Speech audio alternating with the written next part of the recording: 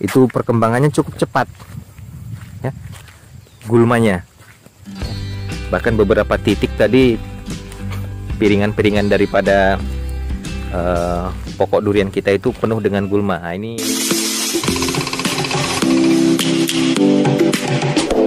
yuk, mari berbagi rasa dan berbagi cara. Grade A ya, grade B seperti itu. Nah, ini di belakang saya ini adalah, nah ini adalah tandon air kita ya. Itu tandon air kita. Itu memang selama musim penghujan ini ya tidak begitu banyak kita fungsikan, karena dari hujan itu sendiri sudah mampu membasahi ataupun mampu memenuhi kebutuhan air daripada pohon durian kita. Jadi selama musim hujan ini kita jarang mendistribusikan air dari tandon-tandon air kita ya, cukup dengan hujan, karena kadang-kadang frekuensi hujan itu dalam sehari bisa sampai 3 jam ya, kadang ada pagi, kadang ada malam. Nah, itu menjadi perhatian kita juga agar pengairan lewat suplai air melalui pipa-pipa itu kita berhentikan untuk sementara, karena sia-sia ya, sudah musim hujan tiba-tiba kita hidupkan pipa kan sia-sia ya. Nah, apabila nanti musim kemarau ataupun frekuensi hujan berkurang, kita bisa menggunakan pipa-pipa air kita fungsikan dengan baik ya. Itu kondisi terkini di kebun kita Musangking Gunung Perak ya, sahabat durian. Nah, inilah kondisi kebun durian kita ya, yang ada di Musangking Gunung Perak saat ini ya, per November 2022. Jadi sama, problem kita sebenarnya adalah jamur dan juga gulma. Nah, gulma ini memang jadi perhatian karena pada saat musim penghujan ya, pertumbuhan gulma itu cepat. Nah, seperti sahabat durian lihat ya di depan saya ini, itu perkembangannya cukup cepat ya, gulmanya. Bahkan beberapa titik tadi piringan-piringan daripada pokok durian kita itu penuh dengan gulma. Nah, ini sebenarnya pohon temon ya, itu nanti untuk kita siapkan kalau kita mau beternak lebah. Ini juga air mata pengantin. Nah, ini berbatasan dengan jalan. Ini kondisi jalan kita ya, ini sedikit ada kubangan becek karena memang lagi musim hujan.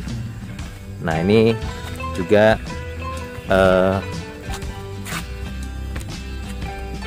kondisi pokok per pokok durian kita, pokok durian kita.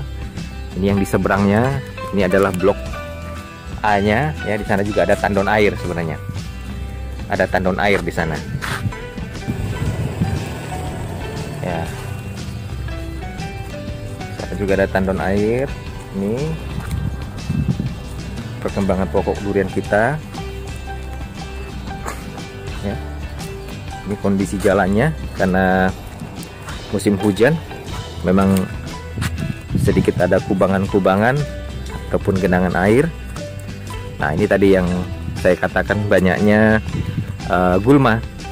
Ini akan siap kita potong lagi nanti apabila sudah berhenti ya musim penghujannya. Nah, ini ya, ini beberapa kacang hias ataupun Arocis pintoi yang kita tanam. Nah, itu juga ada pipa-pipa. Jadi semua pokok durian kita ini sudah kita pasangin pipa ya. Nah, ini ada pipa, sana juga. Ini kondisinya.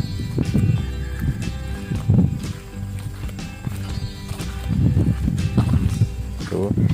Memang kita banyak variasinya ya, karena memang kemarin kondisi lahan durian kita ini adalah ex sawit, ex kelapa sawit ataupun bekas kelapa sawit ya. Jadi kemarin kita tidak serentak melakukan penanaman, tapi dia bergelombang ya, bergelombang ini untuk penanaman duriannya sesuai dengan kondisi sawit yang kita tumbang.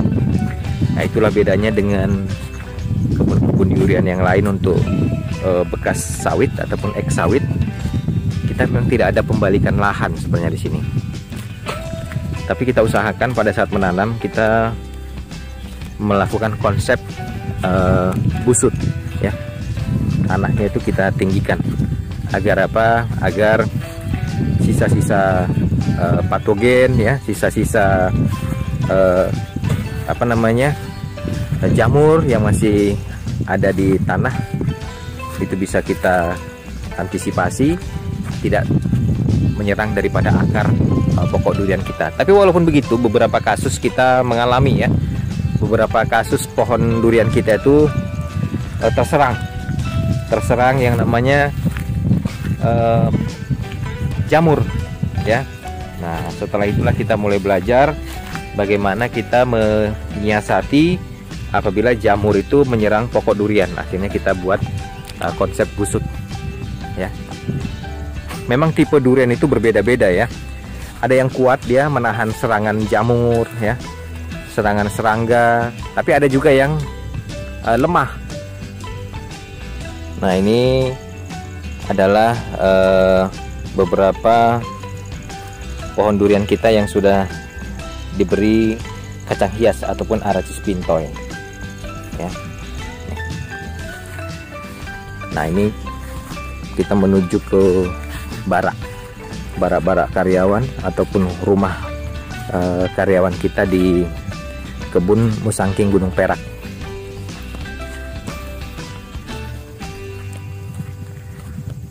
Nah, ini sebenarnya di kanan kiri ini adalah bunga-bungaan yang sengaja kita tanam selain untuk memperindah kebun durian kita, tapi juga nanti kita harapkan, ya, ini sebagai sumber nektar kalau jika kita nanti sudah menyiapkan stup-stup lebah di kebun kita. Karena kedepannya memang kita ada rencana untuk mengembangbiakkan lebah di sini untuk menghasilkan madu, ya. Lebah yang kita mau coba kembangkan di sini adalah lebah tanpa penyengat, ya, stingless, seperti lebah-lebah dari istilahnya kelulut atau kelenceng, lebah tanpa penyengat.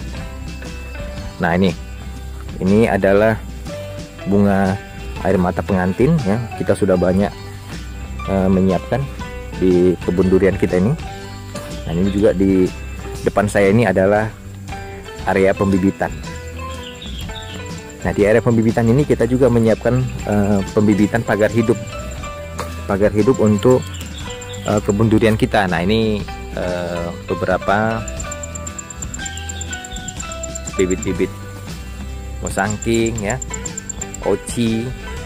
Kemudian yang di paranet itu adalah bibit-bibit salak dan juga pinang. Nih, ini nanti akan kita buat menjadi pagar hidup.